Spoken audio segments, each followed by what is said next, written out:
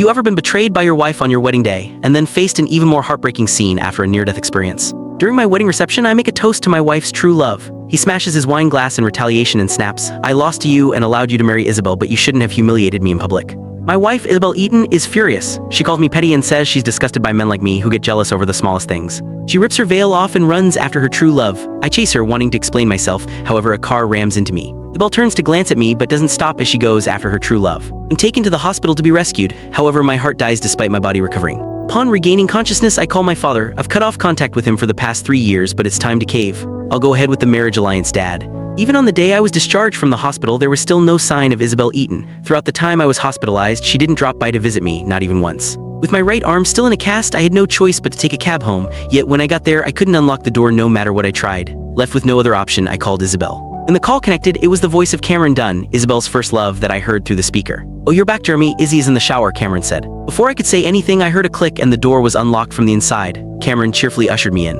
"It's my fault, Jeremy. I kept forgetting the password because of my poor memory, so Izzy changed the password to my birthday. You don't know when that is, right? I'll write it down for you later," Cameron offered. He was wearing a new set of pajamas and his hair was still damp. Just then, Isabel emerged from the master bedroom. She was wearing my favorite nightgown of hers, the black one that was rather translucent. In the past, I would have blown up at the sight of them alone in the house and both having just come out of the shower. I would have argued with Isabel to no end, but this time, I merely nodded in greeting before entering with my suitcase. Seeing that I wasn't angered, Isabel tossed aside the towel she was holding and gave me an explanation that sounded more like an eager attempt to cover something up instead. "Don't get the wrong idea, the voltage regulator over at Cam's place broke, so he's just staying with us for a few days." As I looked at Isabel, I was reminded of what happened the other day. She rushed off to go after Cameron, paying no mind to me even though I was hit by a car while trying to follow her. I nearly lost my life that day. It was from that moment onward that all my love for her vanished. "I didn't get the wrong idea," I replied as I continued to make my way to the bedroom. "Cam's family has gone abroad. It's not easy for him to stay here all by himself. We grew up together. Now that he has nowhere else to stay, who else would take him in if not me?" Isabel continued to explain. I calmly waited for her to finish. She probably forgot that for the sake of pursuing this relationship with her, I had cut off contact with my family for 3 years now.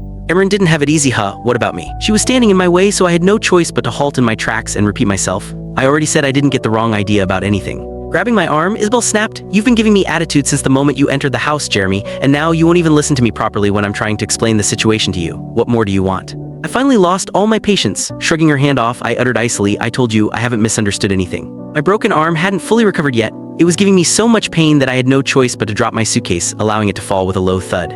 After turning the lights on in the bedroom, I was immediately greeted by the sight of a pale blue men's underwear on the bed, along with a black women's underwear with one strap broken. Startled, Isabel scrambled to grab them. "We accidentally got some of our things wet just now, so we left them here to dry. Don't read too much into it," she hastily said. I looked around the bedroom. It was a complete mess. There wasn't even a place for me to set my things down. Click the link on the homepage to watch the full follow-up for free.